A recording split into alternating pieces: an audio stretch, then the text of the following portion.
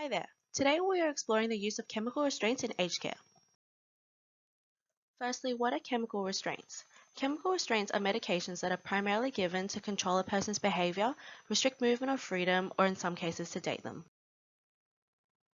It is not a restraint if the prescription of medications is used to reduce or manage symptoms of a diagnosed mental illness or medical condition such as delirium or dementia. Rather, it is considered a restraint when the medication is intentionally given to exert control over a patient, such as stopping a patient from wandering during the night. This can involve administering a higher dose of a person's regular medications or psychotropic medications such as antipsychotics used to treat psychosis or benzodiazepines often used to manage anxiety and sleep disorders. The use of chemical restraints is a contemporary nursing issue because nurses provide more intimate care than any other health professional and they administer the medications. 80% of people with dementia and 47.5% of people in the Sydney nursing homes receive regular psychotropic medication. Unfortunately, up to 150,000 residents are prescribed antipsychotic drugs unnecessarily, and only 1 in 5 people actually receive any benefit from receiving psychotropic drugs. This clearly demonstrates that the use of chemical restraints is an issue that afflicts nursing practice to this day. Chemical restraints also risk patient safety, as older people are more susceptible to the effects of drugs. Psychotropics heighten the risk of side effects such as sedation, falls and fractures, urinary tract infections, and extrapyramidal side effects, which are drug-induced movement disorders such as restlessness and tremors.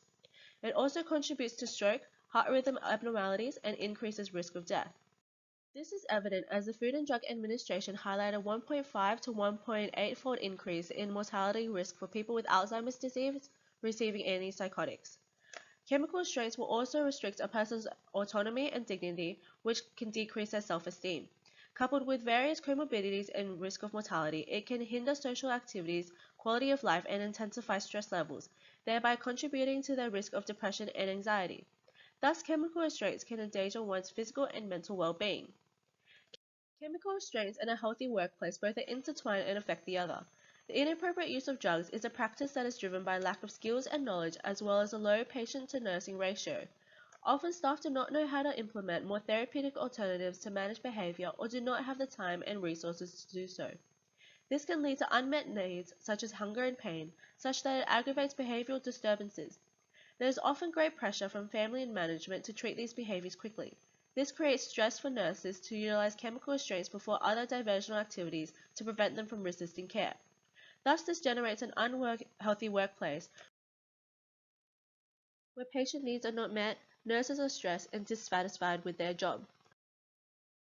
Moreover, 47% of nursing participants in Sheepman's systematic review stated that they believe chemical restraints should not be eliminated, as they believe it will result in chaos whereby other patients and staff could be injured from aggression and force nurses to leave the profession. From this perspective, it can be viewed that chemical restraints can help form a healthier work environment. Yet, 86% of participants acknowledged that they did not like to use chemical restraints as it restricts patient autonomy and dignity. As patients become drowsy and sedated, it decreases patient-to-nurse interaction, participation in activities, and hence their quality of life. This can cause moral distress in nurses, whereby one experiences physical and/or emotional suffering due to constraints preventing them from doing what they believe is right. Moral distress unfortunately creates animosity towards other workers and the environment that they believe forces the use of chemical restraints. Thus, coupled with stress and job dissatisfaction, it creates a toxic work environment.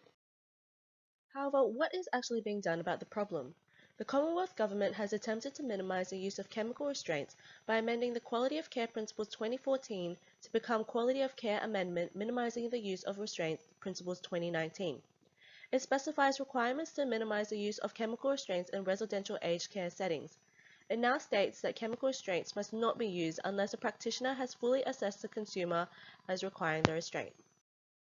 The decision must be thoroughly documented in the consumer's care plan regarding the reasons the restraint is necessary and the alternative methods used beforehand. The consumer's family and carer must be notified before the restraint is used or as soon as possible. Providers are to regularly monitor and record observations to detect signs of deterioration. The legal amendment discourages providers from utilizing chemical restraints by initiating a more thorough process. However, the government can do more by developing a multifaceted strategy to reduce chemical restraints that aims to educate staff on patient-centered care, handling unmet needs, and therapeutic communication, or who to refer to. They should also create appropriate patient-to-nurse ratios to ensure safer care is provided, as well as educate consumers and their families on their legal rights. Moreover, the University of Tasmania launched a national project called Reducing Use of Sedatives, or RED Use, that aims to promote the appropriate use of psychotropics in nursing homes in Australia. The project found that 37% of residents were taking sedative medication daily, and 54% were prescribed a sedative agent as PRN or as required. Thus, an interactive training program was developed to challenge nurses' positive beliefs about sedative use and demonstrate the risk and benefits. It created a champion nurse role or an expert peer to promote and model better practice. Through this, 41% of residents had their psychotropic medication ceased completely or their dosage reduced. There were additionally no significant increases in behavioral symptoms when reducing sedatives. Instead, an improvement in agitation and residents' ability to perform activities of daily living was observed. Thus, in 2013, the Department of Health funded a national expansion to reach 150 nursing homes throughout Australia from 2014 to 16. After two Australian peak aged care organisations promoted the project in print and online newspapers, over 300 expressions of interest were submitted to participate in Red Use. This program is a positive step in the right direction in de-prescribing and reducing the use of chemical restraints in older people. Red Use demonstrates that effective leadership within the workplace can mitigate the use of chemical restraints, as they created a champion nurse or expert peer position to model better practice and ultimately reduce chemical restraint usage. Leadership involves providing support, motivation, and resources to enable individuals and teams to achieve common goals. Any nurse can be a leader. If one nurse condemns the use of chemical restraints, but instead takes the time to utilize more therapeutic methods to resolve a problem such as listening, they promote patient-centered care. Once this person builds relationships with other nurses, they can share their knowledge to mentor and elevate the contribution of others. This creates a more progressive workplace culture that disapproves of chemical restraints, where staff will strive harder to achieve therapeutic, patient-centered care and ensure their leaders' vision flourishes. However, what is a new graduate registered nurse's scope of practice? Scope of practice helps define our responsibilities. Performing any skills outside of the scope is illegal and unethical. New graduate nurses have the same responsibilities as an experienced RN for chemical restraints. Chemical restraints are primarily psychotropic medications administered either orally, intramuscularly, or intravenously. They require a valid prescription from a medical or nurse practitioner. Whilst RNs can administer antipsychotics by themselves, benzodiazepines are Schedule IV medications, meaning they normally require a prescription and require two RNs or one RN and one enrolled nurse to sign and administer. Nurses also have an ethical and professional responsibility to promote therapeutic interventions such as resolving unmet needs and advocating for the patient before using chemical restraints. Chemical restraints violate ethical boundaries as it denies our nursing ethics of beneficence, the act of doing good, and non-maleficence, the act of doing no harm. This is because it abuses a person's autonomy and dignity by restricting their freedom and movement. It additionally does not align with the aged care standards, specifically Standard 1 that emphasizes older people are treated with respect and dignity, and Standard 4 that state nurses will provide safe and effective services that support independence and well-being. However, a chemical restraint can be used in critical needs situations, such as providing life-saving treatment or to protect the patient, others, and/or property from harm. Thus, it could also be considered unethical to not utilize a restraint and endanger other lives. But as a regular human being, if we don't want to see our loved ones treated with a restraint, why should we use it on anyone else?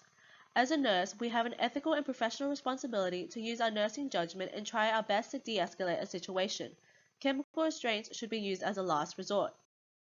The Quality of Care Amendment Minimizing the Use of Restraints Principles 2019, made under the Aged Care Act 1997, defines a nurse's legal boundaries with chemical restraints that is reiterated into New South Wales Health Policy restraint use in adult patients. If chemical restraints are to be administered, the patient must be thoroughly assessed physically, mentally, whereby their medications and environment are also considered and documented. A patient must not be restrained without their written or verbal consent or from a person responsible except in critical needs situations. If either or both refuse but the restraint is considered necessary, an urgent application to the New South Wales Guardianship Tribunal must be made. The consent procedure must also be documented. Patients must also be observed to detect signs of deterioration, such as decreased level of consciousness. This may vary between local health districts. However, it is generally completed every 15 minutes for the first hour and hourly after that until specified to stop. Ongoing restraints should be reviewed every 24 hours in a hospital environment and every 42 days in an aged care facility. Ultimately, the content has been supported by laws such as the Aged Care Act 1997, peer-reviewed articles such as the Red Use Project, and New South Wales policies to demonstrate evidence-based practice and explicate the inappropriate use of chemical restraints in aged care. The information has been communicated through a PowerPoint as it provides a more logical and informative sequence which the audience can easily follow for visual, auditory, and reading or writing learners. However, it is eye-catching enough to continue to be engaging, such as the information is retained.